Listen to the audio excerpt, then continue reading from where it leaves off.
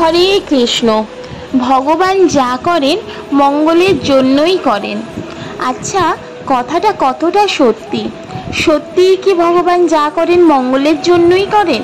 চলুন আজকে এমন একটি কাহিনী আপনাদের শ্রবণ করাবো।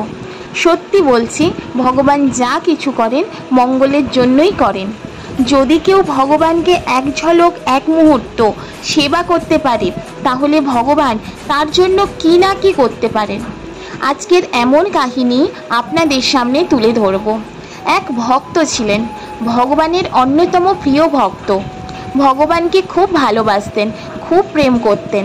প্রত্যেক দিন মন্দিরে যেতেন আর ঝাড়ু সেবা দিতেন। ঝাড়ু সেবাই তার পরম সেবা ছিল। তো একদিন মনের ভাব ওনার জাগ্রত হলো। ভগবানের কাছে গিয়ে বললেন, হে ভগবান, তোমার এত কষ্ট, কিন্তু তুমি কত করুণাময়, কত দীন দয়াল, কত পতিত পাবন, আর তুমি সারাটা দিন দাঁড়িয়ে থাকো। এরকমভাবে তোমার তো খুব কষ্ট হয়। তাই আমার ইচ্ছে যে একদিন তুমি আমার জায়গায় আসো আর আমি তোমার জায়গায় যাই, কারণ তুমি একটু বিশ্রাম পাবে, আর তোমার কষ্ট আমার সহ্য হয় না। হে ভগবান, আমার ইচ্ছে পূর্ণ করো। ভগবান তখন বললেন, তাই তোমার এটাই ইচ্ছে? বেশ, ঠিক আছে, তোমার ইচ্ছেই পূরণ করব। ভক্ত তো খুব আনন্দ পেলেন যে ভগবান আমার কথা মেনে নিয়েছেন। খুব ভালো হলো, ভগবান তো একদিনের জন্য হলেও একটু হলেও বিশ্রাম পাবেন, তা করার সুযোগ তো পাবেন। তো ভক্ত বললেন, ঠিক আছে ভগবান, আমি কালকেই আসব, আর আপনি আমার জায়গায় আসবেন, আর আমি আপনার জায়গায় যাব। ভগবান বললেন, ঠিক আছে, কিন্তু তার জন্য একটি শর্ত আছে, যেটা মানতে হবে। ভগবান বললেন, বলুন ভগবান, কি শর্ত মানতে হবে? ভগবান বললেন, তুমি যখন আমার জায়গায় এসে দাঁড়াবে, তখন তুমি সারাটা দিন থাকবে বটে, কিন্তু কোনো কথা বলতে পারবে না, চুপচাপ দাঁড়িয়ে থাকবে। ভক্ত বললেন, এমন আর কি, আমি অবশ্যই চুপ থাকবো, কোনো কথাই বলবো না। দুজনের মধ্যে শর্ত হয়ে গেল। তারপরের দিন সকাল সকাল ভক্ত মন্দিরে এসে হাজির। ভগবানকে বললেন, হে ভগবান, আমি চলে এসেছি, আসুন এবার আপনি আমার জায়গায় আসুন, একটু বিশ্রাম নিন, আমি আপনার জায়গায় চলে যাই। ভগবান বললেন, ঠিক আছে বলে ভক্ত চলে গেলেন ভগবানের জায়গায়, ভগবানের মতন আসনে দাঁড়িয়ে গেলেন, আর ভগবান চলে এলেন ভক্তের জায়গায়। ভক্ত শুনে অবাক হয়ে যাচ্ছে। এক ব্যবসায়ী ব্যক্তি প্রচুর ধন লাভ করেছে, ভগবানের পরম ভক্ত উনি, আর সেই ব্যবসায় সেই টাকা ভর্তি সুটকেসটা নিয়ে মন্দিরে এসেছে। মন্দিরে এসে ভগবানের সামনে প্রার্থনা করছে, হে ভগবান, তোমার এত করুণা, তোমার করুণার প্রভাবে আমি আজ এত ধন লাভ করতে পেরেছি। হে ভগবান বলে ভগবানকে প্রশংসা করছে, ভগবানকে প্রণাম করছে, ভগবানের ভজন কীর্তন গাইছে। এত আনন্দ লাভ করেছে ব্যবসায়ী যে বলে বোঝানো যাবে না। এদিকে ভক্ত ভগবানের জায়গায় দাঁড়িয়ে রয়েছে, সে তো সব দেখতেই পাচ্ছে। এক ব্যবসায়ী এসে এরকম প্রার্থনা জানাচ্ছে। ঠিক সেই মুহূর্তে ব্যবসায়ী এতটাই আনন্দ উৎফুল্লে ছিল যে তার টাকার বাক্সটা নিতে ভুলে গেলেন। ভগবানের জায়গায় যে ভক্ত দাঁড়িয়েছিলেন তিনি তো অবাক হয়ে গেলেন। আরে, এই ব্যবসায় এত ধন সম্পত্তি লাভ করেছে যে মন্দিরে এসে ভগবানের আনন্দে আত্মহারা হয়ে নিজের টাকার বাক্সটা নিতে ভুলে গেলেন। কি করব? এবারে তো শর্ত দেওয়া আছে ভগবানকে, কি করে রক্ষা করব? কিন্তু কোনো কথা বলা যাবে না, এটাই তো শর্ত। ব্যাস, ব্যবসায়ী টাকার বাক্স ভুলে চলে গেলেন। ঠিক তার পরক্ষণে এক গরিব ব্যক্তি এলেন ভগবানের মন্দিরে। এতটাই গরিব, একবেলা খাওয়ার তো জুটতোই না। ভগবানের কাছে এসে প্রার্থনা জানাচ্ছে, হে প্রভু, হে ভগবান, আমার এত কষ্ট করে কেন পাঠালে বলো? প্রভু, আমার এই কষ্ট সহ্য হচ্ছে না। হে ভগবান, তোমার অশেষ করুণা, আমায় একটু কৃপা করো, আমায় একটু কৃপা করো বলে ভগবানকে প্রণাম জানিয়ে কাঁদতে লাগলেন। কিন্তু ভগবানের ভজন কীর্তন করতে লাগলেন। আর ওই গরিব ভিখারি ব্যক্তি যখনই ভগবানকে প্রণাম করে উঠলেন, দেখলেন পাশে একটি বাক্স রয়েছে, সুটকেস রয়েছে। সেই সুটকেসটি খুলে দেখলেন অনেক অর্থ, অনেক টাকা পয়সা। গরিব ব্যক্তি তো শুনে খুব খুশি। আরে, ভগবান আমায় কৃপা করেছেন। হে ভগবান, তোমার এত করুণা, আমি প্রার্থনা করা মাত্রই তুমি আমায় এত করুণা করলে, এত কৃপা করলে, আমায় এত অর্থ দান করলে। খুব খুশি হলেন ওই গরিব ব্যক্তি, এবং খুশি হয়ে আনন্দ মনে ওই টাকার বাক্স নিয়ে বাড়ি ফিরতে থাকলেন। ভগবানের জায়গায় সেই ভক্ত ছিল। সে তো আশ্চর্য হয়ে যাচ্ছে, এটা কি করে সম্ভব হতে পারে। প্রথমে ব্যবসায়ী টাকার বাক্স ভুলে গেলেন, গরিব ব্যক্তি তার টাকার বাক্স পেয়ে খুব খুশি হলেন। ঠিক তার পরক্ষণে আরও এক ব্যক্তি এলেন। তিনি চাকরির ইন্টারভিউ দেওয়ার জন্য সমুদ্র থেকে পাড়ি দিয়ে জাহাজে করে অন্য ভিন্ন দেশে যাবেন। চাকরির ইন্টারভিউ দেওয়ার জন্য ভগবানের মন্দিরে এসেছেন আর ভগবানকে প্রার্থনা জানাচ্ছেন, হে ভগবান কৃপা করুন। প্রণাম জানিয়ে প্রার্থনা জানাতে থাকলেন যে আজকে আমার চাকরির ইন্টারভিউ রয়েছে, আমি অনেক দূরে যাচ্ছি, তাই কৃপা করুন, আমি যেন চাকরিতে সফল হতে পারি। ভগবান, আমি তোমার শরণাগতি স্বীকার করেছি, তোমার কৃপা ছাড়া কিছুই হয় না, কৃপা করো। এই কথা বলতে বলতে ব্যক্তিটি প্রার্থনা জানাচ্ছিলেন, সেই সময় মন্দিরে কেউ ছিল না। আর যে ব্যবসায়ী টাকার বাক্স ভুলে গেছিলেন, সেই টাকার বাক্স ভুলে গিয়ে তার মাঝপথে মনে পড়েছিল যে আরে, আমি তো আজকে আমার টাকার বাক্স ভুলে চলে এসেছি। তো মন্দিরে সঙ্গে সঙ্গে তাড়াতাড়ি চলে এলেন। আর এদিকে তৃতীয় যে চাকরির ইন্টারভিউ দেবেন, তিনি মন্দিরে ভগবানের কাছে প্রার্থনা জানাচ্ছেন। আর ওই ব্যবসায়ী মন্দিরে এলেন।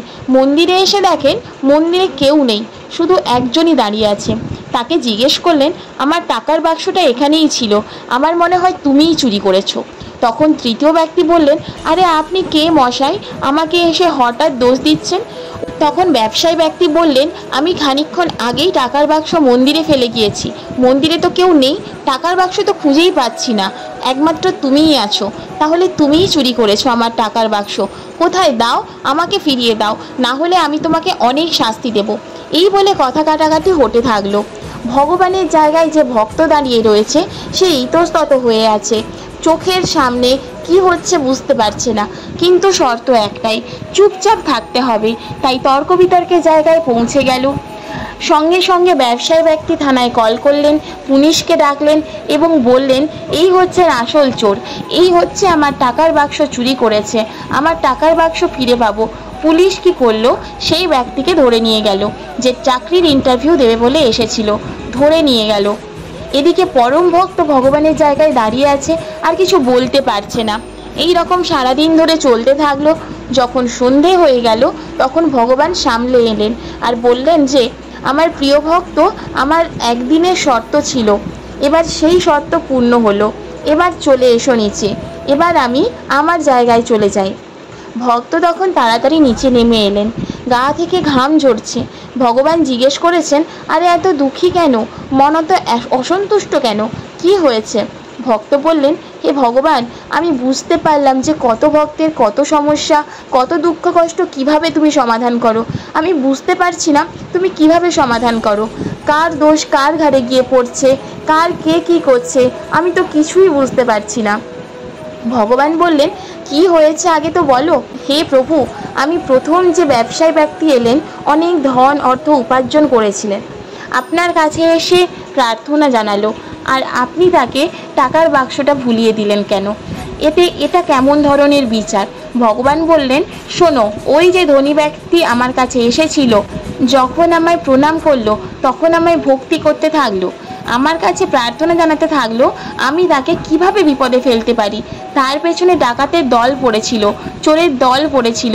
ওই ব্যবসায়ী যখন আমার মন্দিরে এলো তখন ডাকাতের দল ওর পেছনেই ছিল, মন্দির থেকে বের হলে টাকাগুলো লুট করতো, তাই আমি ওকে টাকার বাক্সটা ভুলিয়ে দিলাম, টাকাগুলোকে বাঁচালাম। তো ভক্ত বললেন, হ্যাঁ, ভগবান তো ঠিকই বলেছেন আর ঠিক কাজটাই করেছেন, এবং বললেন, হ্যাঁ প্রভু, আপনি ঠিক কাজ করেছেন। কিন্তু গরিব ব্যক্তি এলে টাকার বাক্স তাকে দিয়ে দিলেন এবং ওই বাক্সের টাকাগুলো গরিব ব্যক্তিকে দিয়ে দিলেন।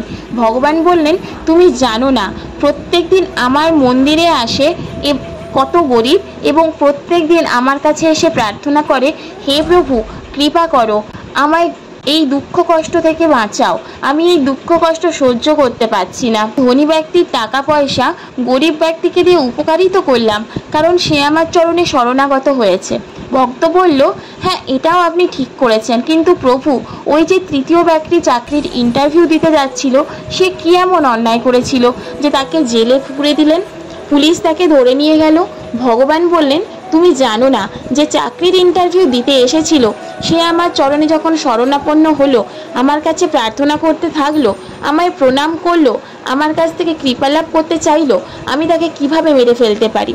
ওই ব্যক্তি চাকরির ইন্টারভিউ যেদিন দিতে যাবে সেই দিন ওই জাহাজে করে পাড়ি দিয়ে ভিন্ন দেশে ছিল।